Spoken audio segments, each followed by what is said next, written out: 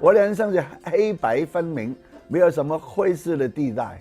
我认为是对的，我坚持是对的，因为很多人认识我，我不出来讲公道话，我觉得对自己不起。他们是犯法的暴力分子，我就对普通警察讲了些鼓励的说话。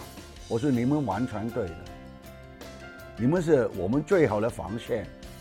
如果警察都不能够控制这个城市的治安的话，我们就没有了。香港完完了。我们的电影、我们的电视都是最棒、最收的。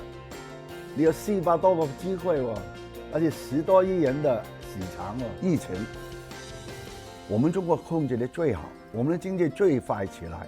我希望香港可以跟随祖国一模一样这样。我的希望是，香港可以早一点恢复正常。